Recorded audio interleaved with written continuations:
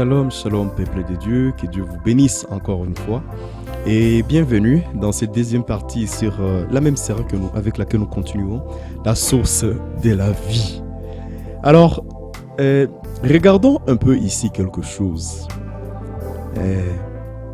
Il y a quelque chose que Dieu a traité, avec laquelle Dieu a traité avec les enfants d'Israël. Vous savez, les enfants d'Israël, c'était un peuple que Dieu s'est choisi lui-même. Dieu a appelé Abraham, il lui a dit, Abraham, sors de ton pays, moi, Dieu, je te bénirai. Abraham, tu es idolâtre, ton père idolâtre, le peuple de chez toi sont idolâtres, vous adorez des dieux étrangers. Oh, c'est ça ce qui se passe au fait. Lorsque l'homme s'éloigne des dieux, au fait, l'homme est complètement égaré, complètement perdu. Tellement que l'homme était vraiment venu de Dieu. Remarquez. Tellement que l'homme était venu de Dieu. Et qu'en l'homme, il y a cette nature-là de Dieu. Il y a toujours quelque chose dans l'homme qui le pousse à chercher un être supérieur à lui qu'il va adorer. Malheureusement, beaucoup de gens, par manque de révélation, ils savent très bien qu'il y a un être supérieur à nous et qui a dû créer toutes choses et qui contrôle l'harmonie de la terre et de l'univers comme c'est. D'autres sont partis adorer les idoles. D'autres ont dit au moins que le soleil soit notre Dieu. Les autres ont dit que la lune soit notre Dieu. Tellement il y a cette chose-là dans l'homme qui le pousse à chercher quelque chose à adorer. Pourtant, il y a Dieu seul qui est l'objet d'adoration. Et quand il a créé l'homme, il a voulu que l'homme puisse l'adorer lui. C'est comme ça. Vous allez entendre d'autres aujourd'hui dans le monde actuel. Ils vont dire, bon, moi je ne crois pas en Dieu, mais je crois en l'univers. Mais qui a créé l'univers? L'univers, c'est Dieu. Qui est le maître de l'univers? C'est Dieu. Comment est-ce que tu as de fixation sur quelque chose, une création, au lieu de voir le créateur de la chose? Il y a une intelligence derrière l'univers qui contrôle cette intelligence et qui contrôle l'harmonie dans l'univers. Et l'harmonie dans l'univers qui le contrôle, c'est Dieu. Vous voyez? Et donc, Abraham, avec ses pères, ils étaient là. Ils étaient tourmentés, ils étaient troublés, ils étaient perdus. Ils ont commencé à adorer les idoles. Mais Dieu a aimé Abraham. Alléluia. Et j'aime ça d'ailleurs. J'espère qu'on aura l'occasion d'en parler un jour. Dieu a conclu une alliance avec Abraham. Une alliance inconditionnelle. Abraham n'a mérité rien du tout. Mais Dieu l'a vu. Il a dit, Abraham, viens. Sors de chez toi. Sors de ton pays. Sors de la maison de ton père. Et moi, je serai ton Dieu. Moi, je te bénirai. Tout le monde qui te bénira, toi, Abraham, je le bénirai aussi. Tout le monde qui te maudira, je le maudirai aussi. C'est lui qui sera ton ennemi. Il sera mon ennemi à moi aussi. Dieu fait cela juste comme ça. Abraham n'a rien demandé, mais Dieu l'a aimé et l'a choisi. Et Abraham, par la révélation, il a écouté la voix de Dieu qui l'appelait. Oui, la voix de Dieu appelle toujours. Même maintenant, la voix de Dieu est en train d'appeler. Seulement celui qui l'écoutera, c'est celui qui a été préparé à l'écouter. Si tu sens que quelque chose te dit au-dedans de toi que tu veux aller, oui, c'est Dieu qui est en train d'appeler. Accepte de suivre cette voix qui t'appelle. C'est Dieu qui appelle. Abraham l'a entendu, ce n'était pas une voix qui a hurlé, Abraham sort. Non, c'était quelque chose au-dedans de lui qui lui a dit, sors d'ici et pars. Je te donnerai une postérité, je te donnerai un pays, je te donnerai des enfants. Je multiplierai tout ce que tu auras et je serai ton Dieu et ta bénédiction. Oui, ça a toujours été ça la façon de Dieu de faire. Écoutez. Et puis Abraham est sorti, il a une postérité, ils sont partis dans l'esclavage en Égypte et ils sont sortis de l'Égypte.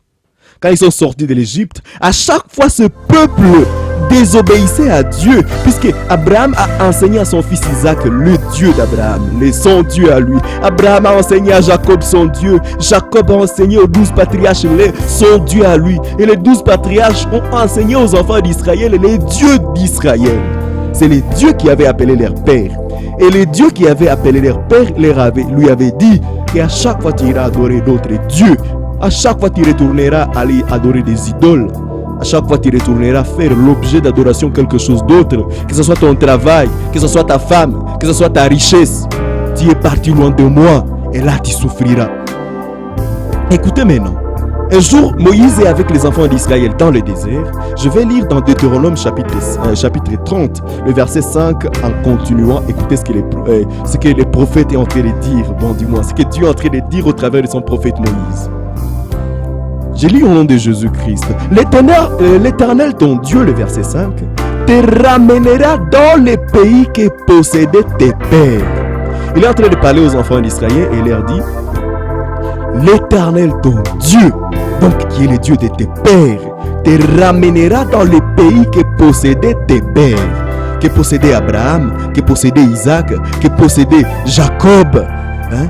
D'accord? Il te ramènera chez eux et il te fera du bien et te rendra plus nombreux que tes pères. C'est la promesse que Dieu avait faite à Abraham. L'Éternel, ton Dieu, je souligne ça, l'Éternel, ton Dieu, tout ça, remarquez, c'est Dieu qui est en train de faire. Dieu dit lui-même qu'il le fera. Donc, si seulement tu acceptes de venir auprès de lui, lui il dit, viens, reviens dans la source de vie et cette source se chargera de te donner la vie. Il dit, l'Éternel ton Dieu circoncira ton cœur. Ça veut dire, il leur donnera le signe de la circoncision. Le signe de la circoncision, c'est juste Dieu qui sort de là où il est. Il vient être la réalité dans les cœurs de l'homme. Donc, il sort de là où il est et il vient habiter dans un homme. C'est ça, circoncire le cœur. Hein? D'accord? Bon, ça on en parlera une autre fois parce que, bon voilà, on ne peut pas tout dire maintenant. Écoutez, donc, il circoncira ton cœur, ça veut dire il viendra habiter en toi et le cœur de ta postérité et même les enfants qui viendront après toi, tant qu'ils resteront chez Dieu, il circoncira aussi leur cœur, donc il sera aussi à nous. Et tu aimeras l'Éternel ton Dieu de tout ton cœur, de toute ton âme, afin que tu vives. Pour que tu puisses vivre, il faut que tous tes désirs, tout ton cœur, toute ton âme, toute ta personne soit tournée vers Dieu. Et Dieu se chargera de tout ce que tu peux avoir, de tout ce que tu peux vouloir avoir ou posséder. L'Éternel ton Dieu fera tomber toutes ces malédictions sur tes ennemis, sur ceux qui t'auront haï et persécuté.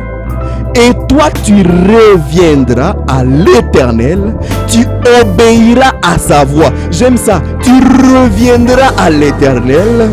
Et quand tu seras à l'Éternel, tu obéiras à sa voix et tu mettras en pratique tous ces commandements que je te prescris aujourd'hui. Voilà. Ce que Dieu veut, c'est que l'homme puisse être conduit par la nature de Dieu. Et la nature de Dieu, c'est sa parole. C'est le commandement de Dieu. C'est l'ordre que Dieu donne. Quand Dieu dit, l'homme ne vivra pas de pain seulement, mais il vivra de toute parole qui vient de la bouche de Dieu, que tu puisses te tourner vers la parole qui vient de la bouche de Dieu. Quand Dieu dit, l'homme ne commettra point d'adultère, que tu puisses marcher selon cela et tu verras la bénédiction de Dieu. Quand Dieu dit, tu vivras heureux si seulement tu restes dans les pays que je t'ai donnés. Alors viens, demeure là et la vue que sur ça. Et tu verras la prospérité. Tu verras le bonheur, tu verras la joie quand tu obéiras au commandement de Dieu. C'est ça, revenir à Dieu. Au fait, c'est ça, revenir à la source de vie. Ça veut dire être conduit par les règles de la vie de cette source. Ça veut dire demeurer dans l'eau et être conduit par les règles de l'eau, toi poisson. Ça veut dire demeurer dans la terre et laisser la vie qui est dans la terre te conduire et te donner la vie pour que tu puisses produire le fruit et les résultats de ce que Dieu veut que tu puisses produire.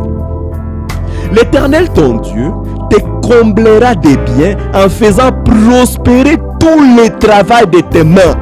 Oh, tu te casses la tête à vouloir faire prospérer le travail de tes mains.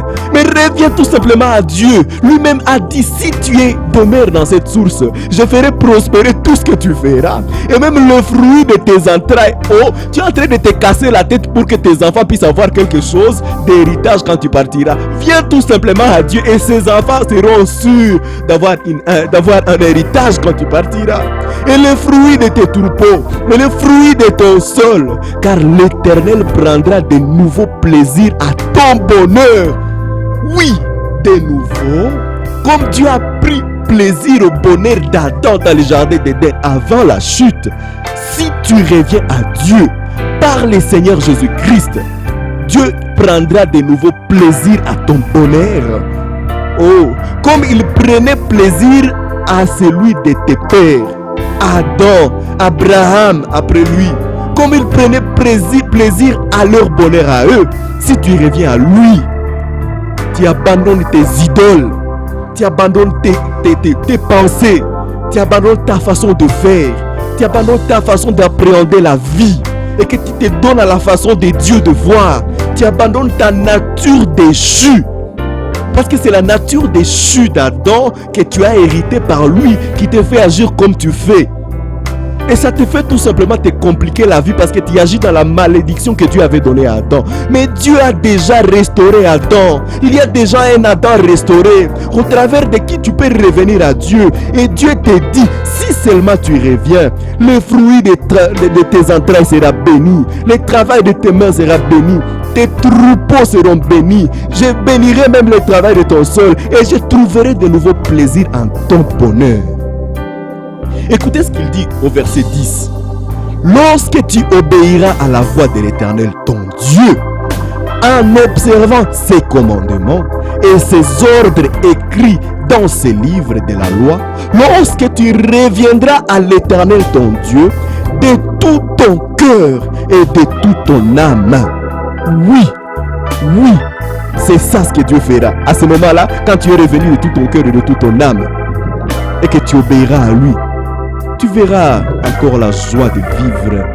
Oh, ce commandement que je te prescris aujourd'hui, verset 11, n'est pas certain, n'est certainement point au-dessus de tes forces et hors de ta portée. Dieu, c'est notre Dieu, il nous aime.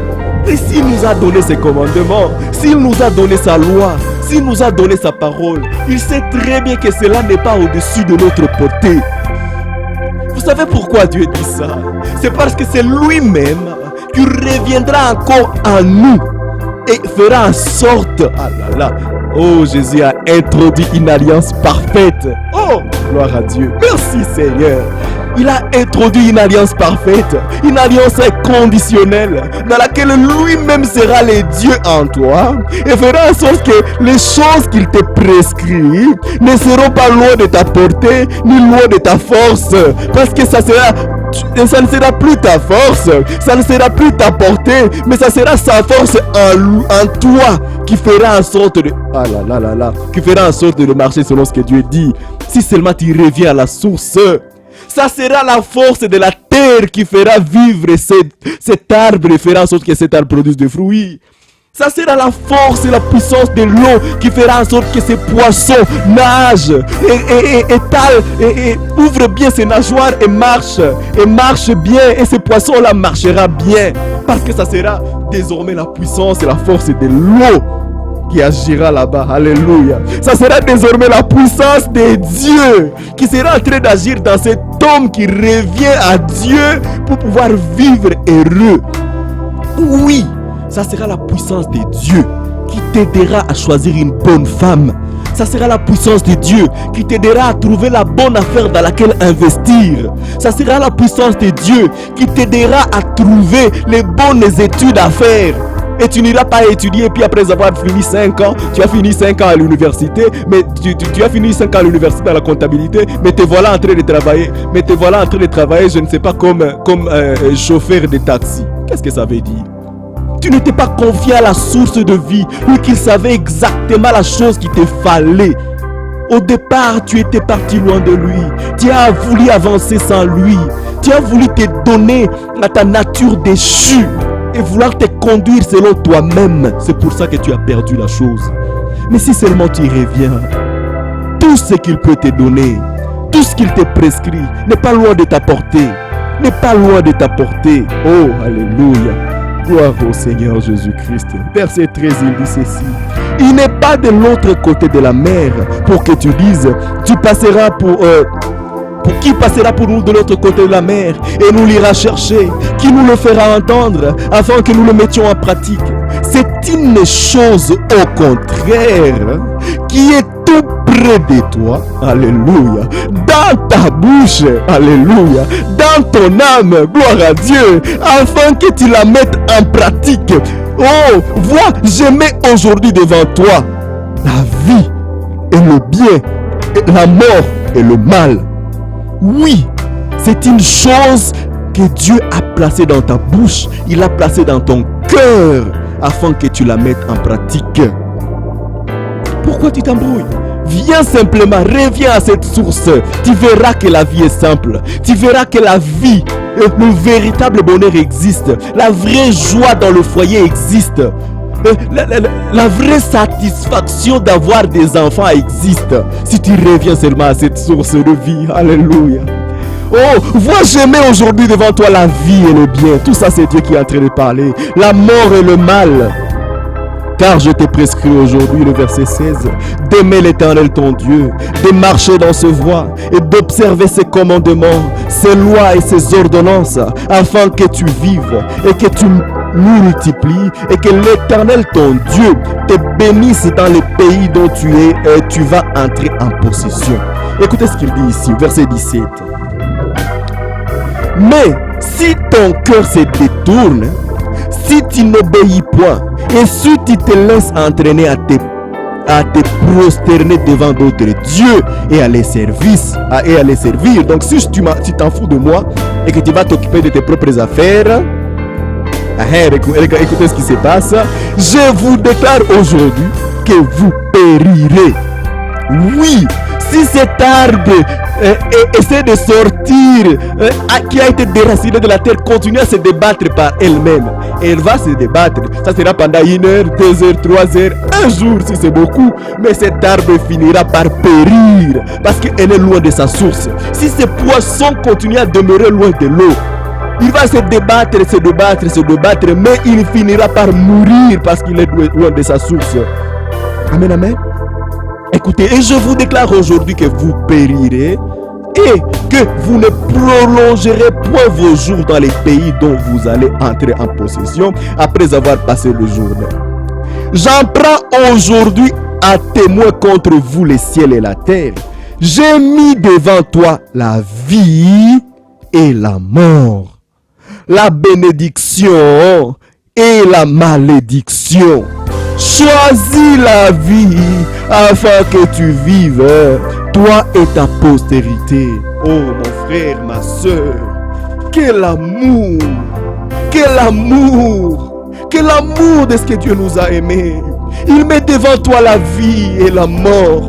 Il y a devant toi la malédiction et la bénédiction. Il y a devant toi la joie et le malheur. Il y a devant toi le bonheur et la tristesse. Il y a devant toi la vie de repos et la vie de la peine. Mais moi qui suis Dieu, je te conseille de choisir la vie afin que tu vives, toi et ta postérité. Je te conseille de me choisir moi afin que tu vives, toi et ta postérité. Je te conseille de revenir tout simplement, t'abandonner à moi, abandonner ta vie à toi afin que la vie que tu as perdue, tu puisses la trouver à moi. Et désormais, c'est le choix unique que je te demande de faire. Je ne te demande pas de faire 2 choix. Le seul choix que je te demande de faire, c'est de me choisir moi. Et puis après m'avoir choisi moi, tous les autres choix, ça sera sous l'influence de la puissance de mon esprit qui sera sur toi. Désormais, tu choisiras une bonne épouse parce que ça sera moi en toi qui t'aidera à la choisir. Tu choisiras la bonne entreprise parce que ce sera moi en toi qui choisira cette entreprise. Tu choisiras et tu prospéreras parce que tu seras en moi. Là, tu vivras. Le seul choix que Dieu nous donne, c'est de le choisir lui. Oui, choisis cette source de vie. Choisis cette source de vie. Par le Seigneur Jésus-Christ. L'acceptant tout simplement. C'est dans cette voix qui crie au-dedans de toi. Disant, je l'accepte comme mon Seigneur et Sauveur. Et je veux le suivre lui. Je veux m'abandonner à lui. Je veux me donner à lui. Afin que lui conduise tout ce que je suis. Oh, gloire à Dieu. Merci Seigneur Jésus. Mon frère, ma soeur, soyez bénis au nom du Seigneur Jésus-Christ. Et que les bons choix que tu vas faire puissent éliminer ta vie. Que Dieu te bénisse. On se voit dans une prochaine session, une partie prochaine, et que Dieu vous bénisse.